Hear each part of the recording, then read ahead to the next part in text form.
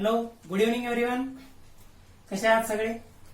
आज बऱ्याच दिवसानंतर, लॉकडाऊन नंतर आज आपली जवळपास 3-3.5 महिने झाले आपले लेक्चर्स बंद होते. परंतु काय असतं, काहीतरी उपाय काढावाच लागतो. असं जास्त दिवस असं बंद ठेवून तर चालणार नाही आपल्याला. म्हणूनच आपण आजपासून आपल्या अकॅडमी मार्फत ऑनलाईन लेक्चर्स तुम्हाला प्रोव्हाइड करणार आहे. असो, खूप दिवसापासून इच्छा होती कोणत्या ना कोणत्या माध्यमातून तुमच्याशी संपर्क साधण्याची. असं वाटत होतं की लवकरच यावरती काहीतरी उपाय निघून लवकरच स्कूल्स, कॉलेजेस, क्लासेस चालू होतील. परंतु सध्या तरी ते चालू होण्याचे काही चिन्ह दिसत नाहीये. आणि त्यामुळेच आपण आजपासून स्ट्रिक्टली जोपर्यंत आपले ऑफलाईन मोडमध्ये क्लासेस चालू होऊ शकत नाही तोपर्यंत तुम्हाला ऑनलाईन लेक्चर्स प्रोव्हाइड करण्याचा निर्णय घेतलेला आहे. सो दररोज इव्हनिंगला फिजिक्सचं लेक्चर तुम्हाला मिळत जाईल. ते लेक्चर व्यवस्थितपणे त्या ठिकाणी पाहायचं आहे. एकदा पहा, नाही लक्षात आलं तर दोनदा पहा. आणि त्यामध्ये जर काही डाऊट्स त्या ठिकाणी शिल्लक असतील तर तुम्ही माझ्याशी कॉन्टॅक्ट करून दररोजचे डाऊट्स त्याच दिवशी क्लिअर करून घ्यायचे आहेत. काही सिलेबस पुढे गेल्यानंतर आपण आपल्या टॉपिक वाईज टेस्ट सुद्धा परत रिस्टार्ट करणार आहोत. असो, जे इंटरॅक्शन तुमच्यासोबत होत आहे हे आता हे वन वे असल्यासारखं आहे. कारण विद्यार्थी समोर असताना जे two way interaction between students and teachers होतं ते त्या ठिकाणी पॉसिबल नसल्यामुळे, पण तरीही मॅक्झिमम अमाऊंट मध्ये पोर्शन तुम्हाला लक्षात येईल अशाच प्रकारे ते लेक्चर्स मी या ठिकाणी डिझाईन केलेले आहेत. त्याचा तुम्ही जास्तीत जास्त फायदा करून घ्यावा. कारण अशा प्रकारे ऑनलाईन लेक्चर बनवण्यामागे, एक लेक्चर बनवण्यामागे जी मेहनत घेतली चालली आहे त्याचा तुम्ही पुरेपूर फायदा करून घेणं गरजेचं आहे. सो पहा, बाकी गोष्टी जास्त न बोलता थोडा आपण स्टार्ट करूया. तुम्हाला आठवण करून द्यायची काही गरज नाहीये की मी तुम्हाला फिजिक्स शिकवतो ते. सो असो, काही गोष्टी या ऑनलाईन लेक्चर्स स्टडी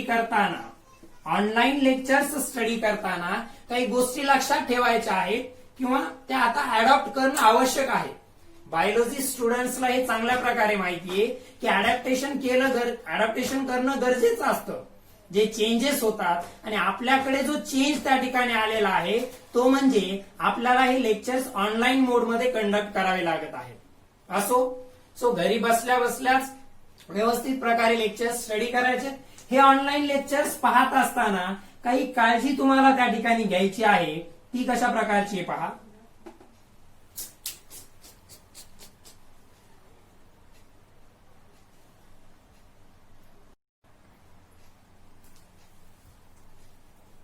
असं थोडा एरर आला होता. सो हे ऑनलाईन लेक्चर पाहताना काही काळजी तुम्हाला घ्यायची आहे. ती म्हणजे काय पहा, हे ऑनलाईन लेक्चर्स पाहत असताना तुम्हाला त्या व्हिडिओसाठीचा जो ऑडिओ आहे आणि पर्टिक्युलरली स्क्रीनचं जे ब्राईटनेस आहे ते तुमच्या रिक्वायरमेंट नुसार ऍडजस्ट करायचं आहे. First and important point is, video जो आहे तो प्ले केल्यानंतर ऑडिओ आणि त्या पर्टिक्युलरली स्क्रीनचं ब्राईटनेस हे तुम्हाला तुमच्या रिक्वायरमेंट नुसार ऍडजस्ट करायचं आहे, जेणेकरून व्हिडिओचा आवाज आणि जे काही बोर्डवरती लिहिल्या चाललंय हे तुम्हाला क्लिअरली त्या ठिकाणी ऑब्झर्व करता येईल, ते अंडरस्टँडेबल असेल.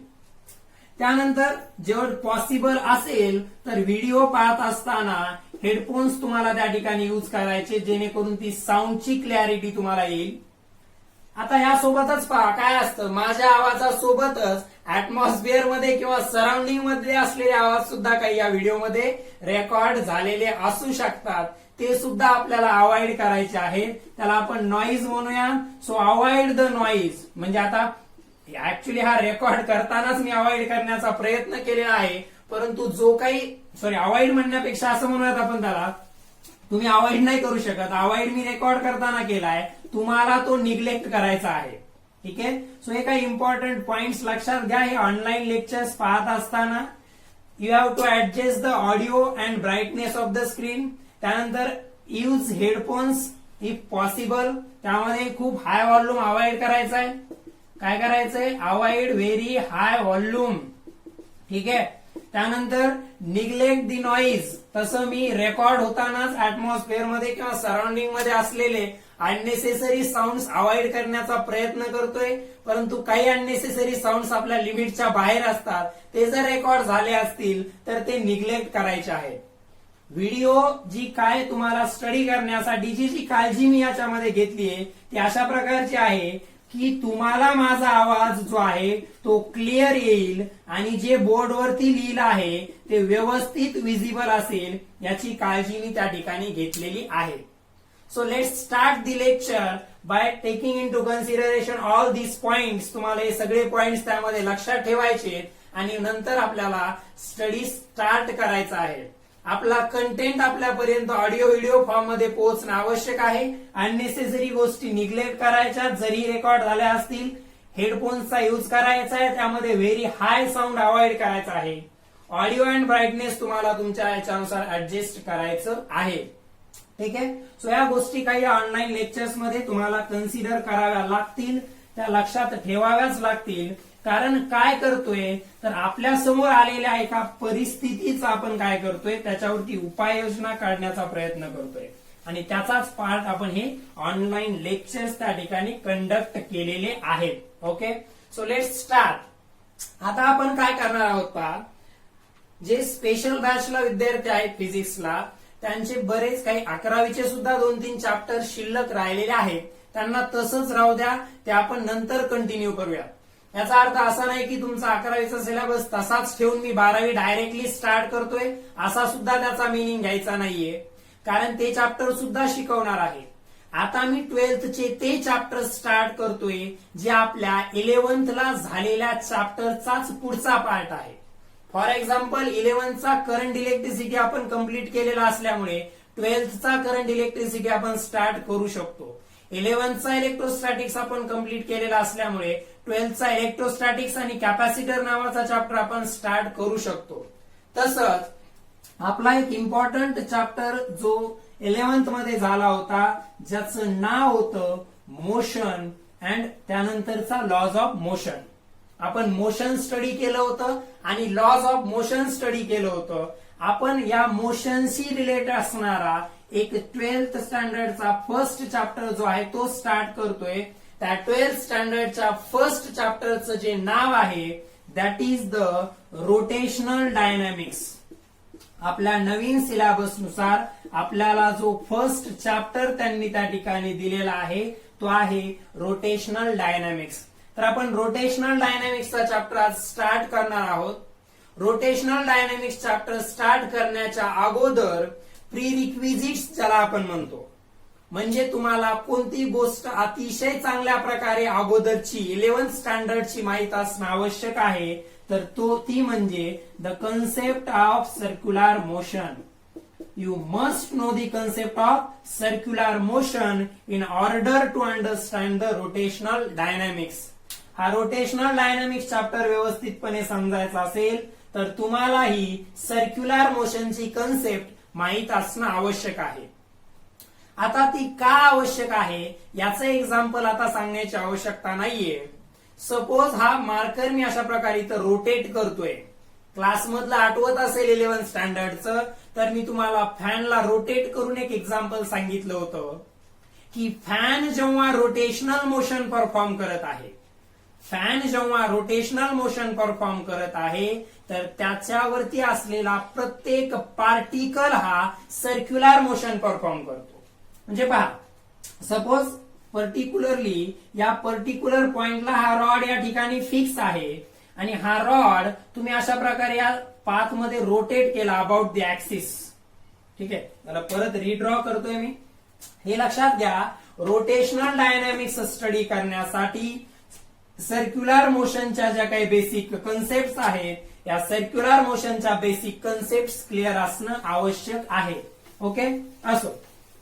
So now let's start to the chapter. मग सर्क्युलर मोशन का गरजेचं इथं पहा की समजा हा एक रॉड आहे, या पर्टिक्युलर पॉइंटला फिक्स असणारा हा रॉड, याला तुम्ही अशा प्रकारे या रॉडला रोटेट केलं.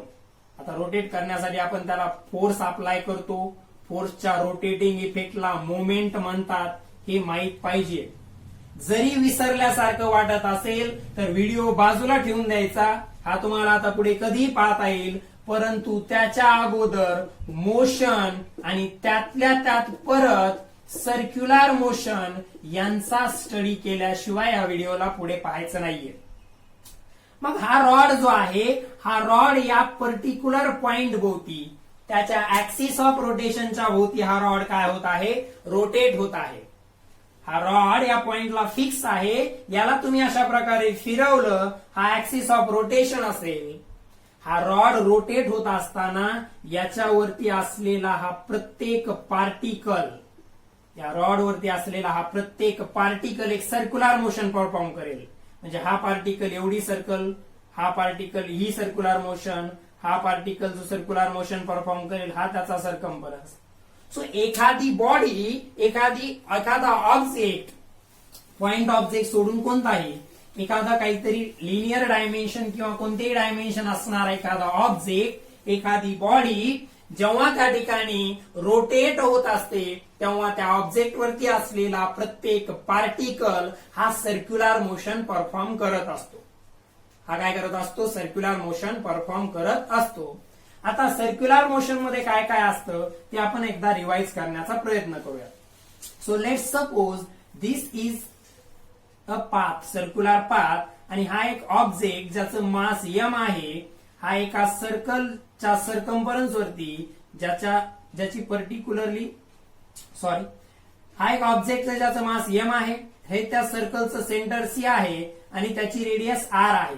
सो रेडियस r असलेल्या सर्कलच्या सर्कम्फरन्स वरती एक m मास असलेला ऑब्जेक्ट सर्क्युलर मोशन परफॉर्म करत आहे. काय आहे पहा, r रेडियस असलेल्या पर्टिक्युलरली सर्कलच्या सर्कम्फरन्स वरती एक m मास असलेला ऑब्जेक्ट सर्क्युलर मोशन परफॉर्म करत असतो.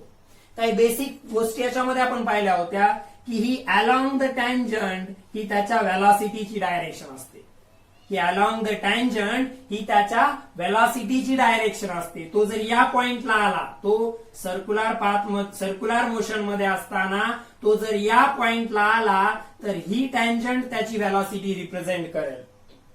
सो समजा हा युनिफॉर्म मोशन मध्ये आहे, हा कसा आहे, युनिफॉर्म सर्क्युलर मोशन मध्ये आहे, याची मोशन आहे युनिफॉर्म सर्क्युलर मोशन. तर युनिफॉर्म सर्क्युलर मोशन मध्ये असलेला हा ऑब्जेक्ट याची स्पीड कॉन्स्टंट आहे. युनिफॉर्म सर्क्युलर मोशनचा अर्थ काय होतो, याची स्पीड कॉन्स्टंट आहे, म्हणजे व्हेलॉसिटीचं मॅग्निट्यूड बदलत नाहीये, फक्त डायरेक्शन बदलते.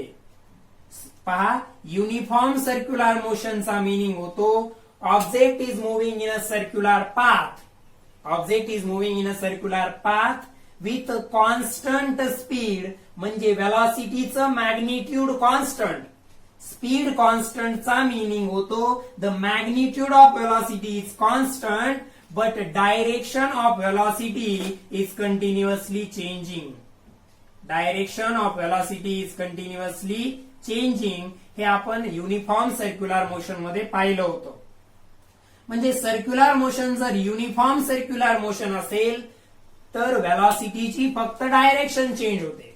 पहा, व्हेलॉसिटीला काय काय असतं, velocity has magnitude, velocity has magnitude as well as direction. व्हेलॉसिटीला मॅग्निट्यूड आणि डायरेक्शन दोन्ही असतं. आणि जेव्हा व्हेलॉसिटीचं नुसतं मॅग्निट्यूड चेंज झालं तरी आपण व्हेलॉसिटी चेंज झाली असं म्हणतो. व्हेलॉसिटीची नुसती डायरेक्शन चेंज झाली तरी सुद्धा आपण व्हेलॉसिटी चेंज झाली आहे असं म्हणतो. म्हणजे either change in magnitude or direction or both. व्हेलॉसिटीच्या नुसतं मॅग्निट्यूड मध्ये चेंज झाला किंवा व्हेलॉसिटीच्या नुसतं डायरेक्शन मध्ये चेंज झाला किंवा दोघांमध्येही चेंज झाला तरी मोशन ही ऍक्सलरेटेड आहे असं आपण म्हणत असतो. पहा, ज्यांना सर्क्युलर मोशन व्यवस्थित स्टडी केलेला आहे रेग्युलर बॅच मध्ये त्यांनाच हे चांगल्या प्रकारे लक्षात येईल. So magnitude and direction both जर चेंज होत असेल किंवा दोघांपैकी एक जरी चेंज होत असेल तर मोशनला आपण ऍक्सलरेटेड मोशन म्हणतो. मग युनिफॉर्म सर्क्युलर मोशन ही सुद्धा एक ऍक्सलरेटेड मोशनच आहे. युनिफॉर्म सर्क्युलर मोशन ही सुद्धा एक ऍक्सलरेटेड मोशनच आहे, कारण युनिफॉर्म सर्क्युलर मोशन मध्ये जरीही व्हेलॉसिटीचं मॅग्निट्यूड कॉन्स्टंट राहत असेल, जरी व्हेलॉसिटीचं मॅग्निट्यूड कॉन्स्टंट राहत असेल तरीही डायरेक्शन मात्र कंटिन्युअसली काय होत असते, चेंज होत असते. आणि डायरेक्शन चेंज होत आहे म्हणजे सुद्धा ही मोशन कशी आहे, ऍक्सलरेटेड मोशन आहे. आणि या डायरेक्शन चेंजला रिस्पॉन्सिबल असलेला जो फोर्स सेंटरकडे ऍक्ट होतो त्या फोर्सला सेंट्रिपिटल फोर्स असं म्हटलं जातं. डायरेक्शन चेंज होण्याला रिस्पॉन्सिबल असलेला हा फोर्स त्या सर्क्युलर मोशन मध्ये असलेल्या ऑब्जेक्ट वरती त्याच्या सेंटरकडे ऍक्ट होतो. त्या फोर्सला सेंट्रिपिटल फोर्स म्हणतो आणि म्हणून त्या ऍक्सेलरेशनला आपण सेंट्रिपिटल ऍक्सेलरेशन असं म्हटलं होतं. So in uniform motion linear velocity is changing. Why I am saying that linear velocity is changing? Because magnitude remains constant but direction is changing. आणि दोघांपैकी एक जरी चेंज होत असेल तर त्याला आपण velocity चेंज होत आहे असं म्हणतो. So in uniform circular motion velocity is changing, that is it is accelerated motion, and that acceleration which is occurred due to the change in direction of velocity, that is called as a centripetal acceleration. That acceleration which is responsible for change in direction of velocity in circular motion, that acceleration is called as a centripetal acceleration. So uniform motion बद्दलचा हा part व्यवस्थितपणे लक्षात घ्यायचा. हा already आपला झालेला आहे 11th स्टँडर्डच्या circular motion मध्ये. हा इथं रिवाइज करण्यामागचं कारण रोटेशनल डायनामिक्स स्टार्ट करताना या गोष्टी माहीत पाहिजेत. सर्क्युलर मोशन मध्ये लिनियर क्वांटिटीज होत्या. सर्क्युलर मोशन मध्ये लिनियर क्वांटिटीज सोबतच अँग्युलर क्वांटिटीज सुद्धा होत्या. हे सुद्धा एकदा आठवण करून दे. म्हणजे जसं की लिनियर डिस्प्लेसमेंट होतं, लिनियर डिस्प्लेसमेंट होतं जे आपण एस न डिनोट करतो, त्याचप्रमाणे अँग्युलर डिस्प्लेसमेंट सुद्धा आहे. सर्क्युलर मोशन मध्ये लिनियर डिस्प्लेसमेंट असतं, तसंच अँग्युलर डिस्प्लेसमेंट असतं ज्याला आपण थिटा न डिनोट करतो, डिस्प्लेसमेंटला एस न. लिनियर व्हेलॉसिटी जी आहे व्ही न डिनोट करतो आपण, आणि जे पर्टिक्युलरली अँग्युलर व्हेलॉसिटी आहे त्या ऑब्जेक्टची काय आहे, angular velocity, that we denote by the omega. Now third part is the acceleration. Third part is the acceleration, that is denoted by A, and त्याचाच त्या ठिकाणी जे रोटेशनल मधला किंवा अँग्युलर मधला अनालॉजी जी आहे that is angular acceleration. This angular acceleration is denoted by alpha. Linear ऍक्सलरेशनला जर सर्क्युलर मोशन युनिफॉर्म नसेल तर दोन कंपोनंट असतात. एक रेडियल ऍक्सलरेशन म्हणजे सेंट्रिपिटल ऍक्सलरेशन आणि एक टँजेन्शियल ऍक्सलरेशन. पहा, linear displacement, angular displacement, linear velocity, angular velocity, acceleration इकडे अँग्युलर ऍक्सलरेशन. ओके. सो जर युनिफॉर्म मोशन नसेल तर दोन ऍक्सलरेशन असतील. पहिल्यांदा हे व्यवस्थित नोट डाऊन करून घ्या, अंडरस्टँड करून घ्या. थोडं आपण ऍक्सलरेशन बद्दल बोलूयात आणि नंतर या क्वांटिटीज मधल्या रिलेशन बद्दल बोलूयात आणि पुढचा पार्ट आपण लगेच कंटिन्यू करणार आहोत. सो ऍक्सलरेशन बद्दल काय आहे पहा. सो इन सर्क्युलर मोशन जे लिनियर ऍक्सलरेशन आहे it has a two components. Linear ऍक्सलरेशनचे दोन कंपोनंट्स त्या ठिकाणी असणार आहेत इन सर्क्युलर मोशन. समजा हा ऑब्जेक्ट सर्क्युलर मोशन मध्ये आहे पर्टिक्युलरली, तर ही झाली याच्या व्हेलॉसिटीची डायरेक्शन. या डायरेक्शन मध्ये आणि या डायरेक्शन मध्ये एक ऍक्सलरेशन ऍक्ट होतं, त्याला तुम्ही रेडियल ऍक्सलरेशन म्हणता, AR. That is the centripetal acceleration. समजा स्पीड पण चेंज होत आहे. काय होत आहे, स्पीड सुद्धा चेंज होत आहे. त्यामुळे आलेलं ऍक्सलरेशन त्याला टँजेन्शियल ऍक्सलरेशन म्हणायचं. आणि नुसती डायरेक्शन चेंज होते त्याच्यामुळे आलेलं acceleration that is called as radial acceleration. So this is AR and this is AT. So uniform circular motion मध्ये हा AT 0 असतो. युनिफॉर्म सर्क्युलर मोशन मध्ये हा AT 0 असतो. द रिझन काय आहे याला युनिफॉर्म सर्क्युलर मोशन मध्ये AT 0 असतो, कारण युनिफॉर्म सर्क्युलर मोशनचा मिनिंग होतो व्हेलॉसिटी कॉन्स्टंट आहे, म्हणजे मॅग्निट्यूड कॉन्स्टंट आहे. व्हेलॉसिटीचं मॅग्निट्यूड पहा, व्हेलॉसिटीला स्पीड असते म्हणजे मॅग्निट्यूड असतं आणि डायरेक्शन. स्पीड चेंज होत असेल तर जे ऍक्सलरेशन मध्ये येतं त्याला आपण टँजेन्शियल ऍक्सलरेशन म्हणतो, आणि डायरेक्शन चेंज होत असताना जे ऍक्सलरेशन येतं त्याला आपण रेडियल ऍक्सलरेशन म्हणतो. स्पीड चेंजमुळे जे ऍक्सलरेशन येतं त्याला टँजेन्शियल ऍक्सलरेशन म्हणतो, जे अलॉंग द टँजंट असतं. डायरेक्शन चेंजमुळे जे ऍक्सेलरेशन तिथं प्ले मध्ये येतं that is called as a radial acceleration. आता युनिफॉर्म मोशन सर्क्युलर मोशनचा अर्थ असतो स्पीड कॉन्स्टंट आहे. स्पीड कॉन्स्टंट म्हणजे टँजेन्शियल ऍक्सेलरेशन 0 म्हणजे तिथं फक्त हे ए आरच राहणार आहे. पहा टँजेन्शियल ऍक्सेलरेशनची डायरेक्शन अलॉंग द टँजंट आहे आणि रेडियल ऍक्सेलरेशन म्हणजे सेंट्रिपिटल ऍक्सेलरेशनची डायरेक्शन अलॉंग द रेडियस आहे. हे दोघं एकमेकांना परपेंडिक्युलर आहेत. हे दोघं एकमेकांना कसे आहेत? परपेंडिक्युलर आहेत आणि दोघं परपेंडिक्युलर असल्यामुळे यांचा जो रिझल्टंट ऍक्सेलरेशन येईल हा येईल square root of A R square plus A T square. हे ऍक्सेलरेशनचं इक्वेशन आलं लिनियर ऍक्सेलरेशनचं in case of non uniform circular motion. In case of non uniform circular motion हे कशाच्या कंडिशन मध्ये आहे? नॉन युनिफॉर्म सर्क्युलर मोशनच्या कंडिशन मध्ये. आणि ते जर युनिफॉर्म सर्क्युलर मोशन मध्ये असेल, पहा व्यवस्थित लक्ष द्या, तेच जर युनिफॉर्म सर्क्युलर मोशन असेल तर युनिफॉर्म सर्क्युलर मोशन म्हणजे टँजेन्शियल ऍक्सेलरेशन 0 म्हणजे टोटल ऍक्सेलरेशन हे रेडियल ऍक्सेलरेशनच्याच इक्वल असेल. कारण हे 0 आलं तर इथं स्क्वेअर रूट कॅन्सल होऊन फक्त ए आर शिल्लक राहील. म्हणजे नॉन युनिफॉर्म सर्क्युलर मोशन मध्ये total acceleration A equals to square root of A R square plus A T square येईल. आणि युनिफॉर्म मोशन मध्ये हा ए टी 0 असल्यामुळे जे टोटल ऍक्सेलरेशन येणार आहे ए इक्वल्स टू ए आर येईल फक्त. ठीक आहे. आता प्रश्न पडतो हा टोटल ए कॅल्क्युलेट करायचा असेल तर ए आर कसं कॅल्क्युलेट करायचं आणि ए टी कसं कॅल्क्युलेट करायचं? पहा पर्टिक्युलरली एखादा ऑब्जेक्ट सर्क्युलर मोशन परफॉर्म करतोय. This is the direction of its velocity.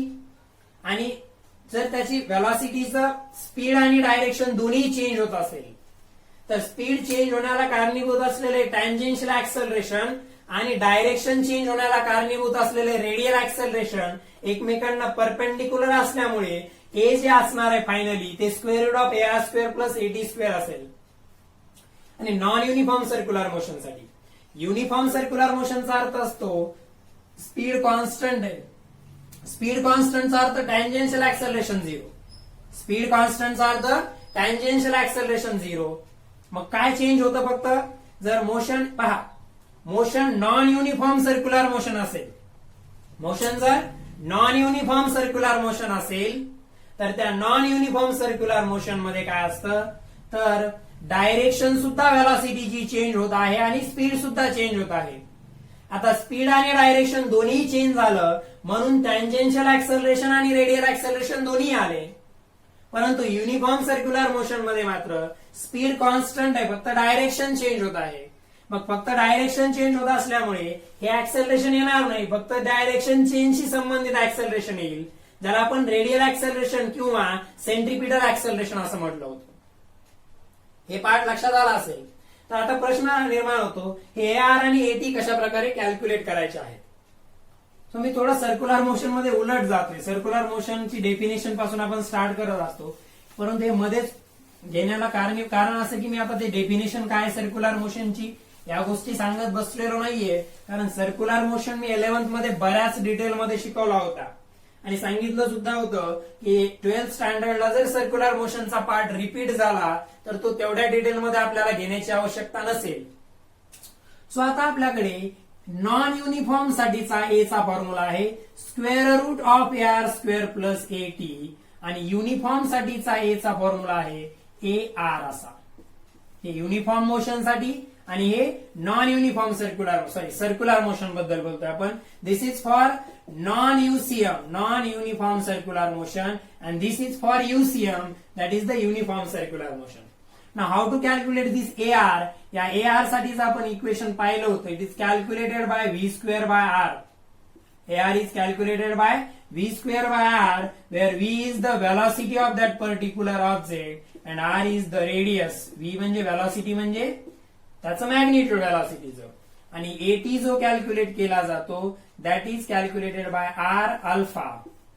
That is calculated by A मध्ये AR आणि AT दोन्ही कामाचे आहेत आपल्याला. So AR is calculated by V square by R and AT is calculated by R into alpha, where R is radius of that particular circle and alpha here is the angular acceleration. Alpha is angular acceleration. मी उलट चाललोय पहा. पहिल्यांदा मी तुम्हाला acceleration कशा प्रकारे calculate करायचं, total acceleration ते सांगितलं. मग त्यात दोन कंपोनंट होते, आर आणि एटी. ते कसे कॅल्क्युलेट करायचे ते पाहिलं. त्यात एटी मध्ये आता व्ही आणि आर तर सिंपल आहे, पण एटी मध्ये परत अल्फा आलाय. हा अल्फा म्हणजे अँग्युलर ऍक्सलरेशन आहे. अल्फा म्हणजे अँग्युलर ऍक्सलरेशन आहे. That is calculated by omega minus omega 0 divided by T. डेरिव्हेटिव्हच्या फॉर्म मध्ये लिहिलं तर D omega by D T. त्याला टी लिहिण्याऐवजी मी टी मायनस टी 0 लिहितोय. So this is the angular acceleration alpha, D omega by D T, the rate of change of angular velocity with respect to time. So this is how to calculate the final acceleration.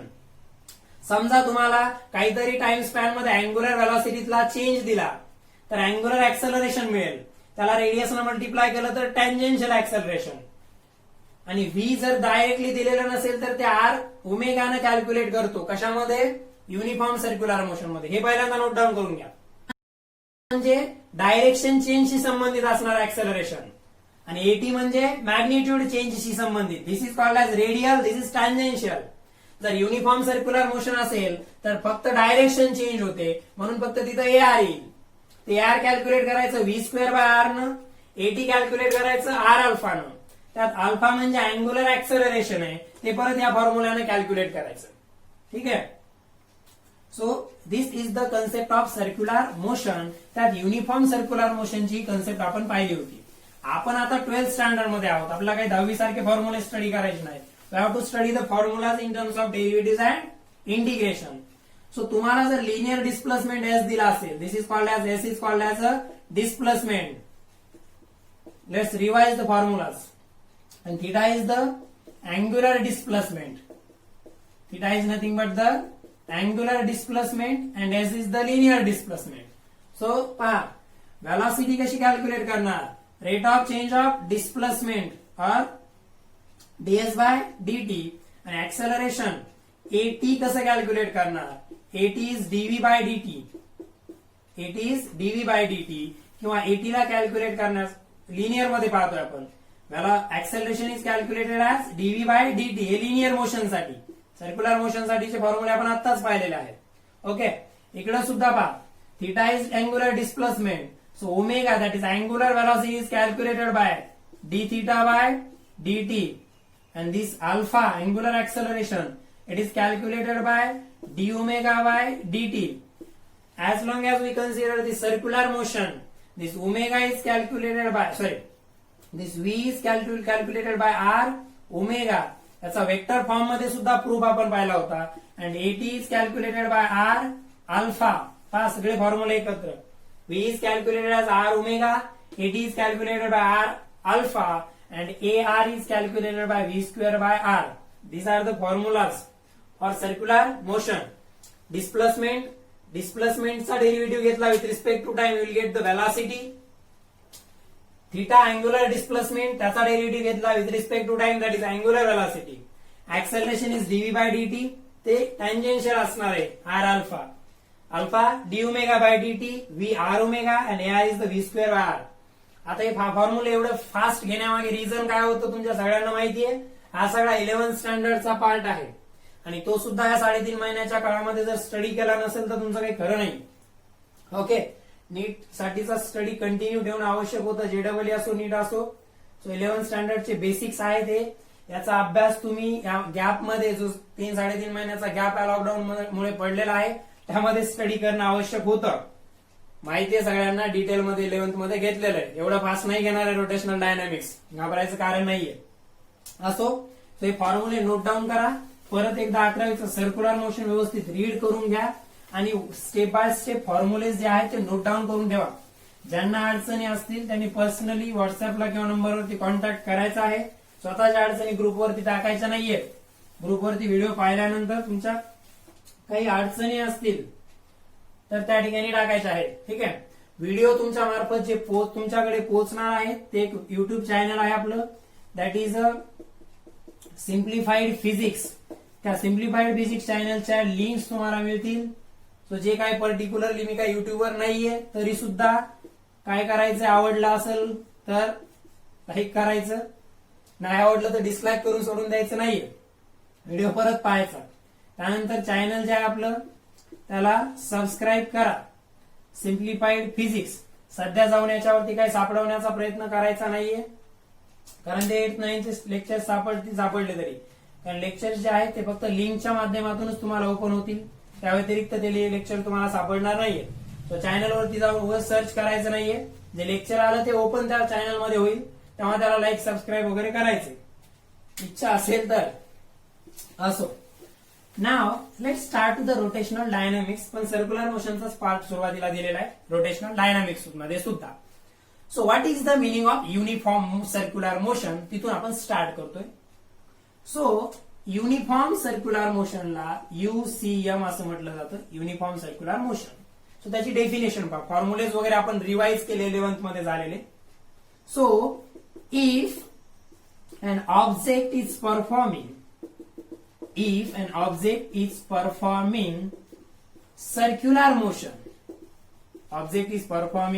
circular motion with constant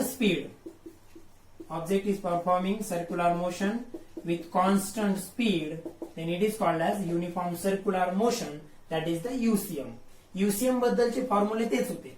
omega calculate करायचा, sorry V calculate करायचा आहे R ओमेगानं, AR calculate करायचंय V² by R ने, centripetal force calculate करायचा आहे mv² by R फॉर्म्युल्यानं, कारण V² बाय R हे सेंट्रीपिटल ऍक्सेलरेशन आहे, त्याला मासनं मल्टिप्लाय केलं तर सेंट्रीपिटल फोर्स आहे. So this is the uniform circular motion. If an object is performing circular motion with constant speed, then it is called as uniform circular motion. त्याचे हे particular काही formulas आहेत. युनिफॉर्म सर्क्युलर मोशन मध्ये जे acceleration असतं, radial acceleration, त्यालाच आपण centripetal acceleration असं सुद्धा म्हटलेलं आहे. ठीक आहे. सो आजच्या लेक्चर मध्ये जास्त काही पार्ट कव्हर करणार नाहीये मी, फक्त तुम्हाला हे सांगायचं होतं की तुम्हाला हा रोटेशनल डायनामिक्स स्टार्ट करण्याच्या अगोदर प्रीरिक्विजिट्स कोणते आवश्यक होते. तर परत एकदा ते तर आहेच, आपलं कोणताही चॅप्टर स्टडी करायचा असेल फिजिक्सचा तर आपल्याला माहितीये मेजरमेंट, त्यानंतर स्केलर्स अँड वेक्टर्स हे माहित असणं आवश्यक होतंच. अशी अपेक्षा होती तुम्ही काहीतरी झालेल्या चॅप्टरचे MCQ सॉल्व्ह केले असतील, त्याचे डाऊट्स वगैरे आले तर ते विचारले असते, पण कदाचित तुम्ही तशा प्रकारे काही केलेलं नाही. असो, आता स्टार्ट केलं तरी वेळ निघून गेलेली नाहीये. सो कोणताही चॅप्टर स्टडी करण्यासाठी मेजरमेंट आणि स्केलर्स वेक्टर्स माहित असणं आवश्यकच असतं. आता तुमच्या लक्षात आलं असेल की रोटेशनल डायनामिक्स हा जो चॅप्टर आपल्याला स्टार्ट करायचा आहे, या रोटेशनल डायनामिक्स चॅप्टर साठी आपल्याला पर्टिक्युलरली काय काय माहित असणं आवश्यक आहे. मोशन आणि लॉज ऑफ मोशनच्या सगळ्या कन्सेप्ट क्लिअर पाहिजेत. मोशन आणि लॉज ऑफ मोशनच्या सगळ्या कन्सेप्ट क्लिअर पाहिजेत. आणि त्यानंतर मोशन मध्ये पर्टिक्युलरली हायलाइट काय केलं होतं मी, तर जेवढा आपण सर्क्युलर मोशनचा पार्ट स्टडी केला होता इन्क्लुडिंग सेंट्रीपिटल फोर्स, तो क्लिअर असणं आवश्यक आहे. So in order to understand, त्यांनाच लेक्चर समजतील ज्यांचं measurement, scalars, vectors, motions, laws of motion, motion मध्ये परत पर्टिक्युलरली सर्क्युलर मोशन याच्या कन्सेप्ट क्लिअर असतील.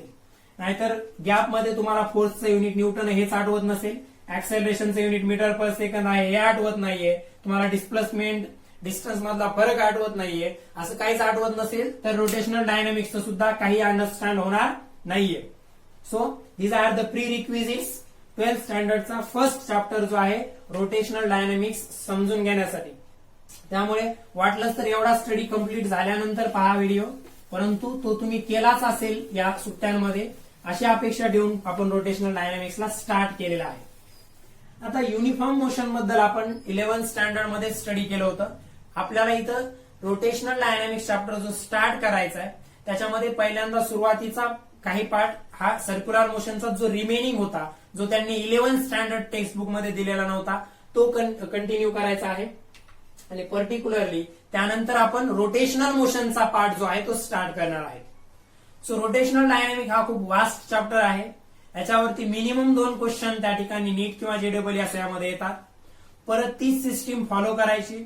दररोज मिनिमम 25 MCQs वेगवेगळ्या बुक्स मधून किंवा मी प्रोव्हाइड केलेल्या PDF मधून सॉल्व्ह करायचे. व्हिडिओज मन लावून पाहायचे. काही डाऊट्स असतील तर डायरेक्ट कॉन्टॅक्ट करून ते डाऊट्स क्लिअर करून घ्यायचे आहेत. ठीक आहे, नाहीतर व्हिडिओ बनवणं चालू आहे, तुमचा अभ्यास बंद आहे असं व्हायला नको. सो युनिफॉर्म मोशन आणि सर्क्युलर मोशनचा जेवढा काय पार्ट 11th ला झाला होता तेवढा स्टडी करा. व्हर्टिकल सर्क्युलर मोशन मी बुकमध्ये नसतानाही शिकवलं होतं 11th स्टँडर्डच्या, ते इथं 12th मध्ये आलंय. घाबरू नका, ते परत एकदा शिकवणार आहे. आपण 12th स्टँडर्डचं जे आपलं टेक्स्ट बुक आलंय स्टेट बोर्डचं, सुरुवातीला त्याच्यानुसारच जाणार आहोत आणि नंतर एमसीक्यू ची प्रॅक्टिस करणार आहोत. So let's conclude today's lecture here. उद्यापासून लेक्चरचा थोडा वेळ जास्त असणार आहे आणि त्यामध्ये ह्या एक्स्ट्राच्या गोष्टी काही सांगण्याची आवश्यकता लागू नाहीये. मला स्वतः तुमचा अभ्यास करायचा आहे. मी लेक्चरच्या स्टार्ट पासून एंड पर्यंत फक्त पोर्शनच त्या ठिकाणी कव्हर करणार आहे. Okay, thank you.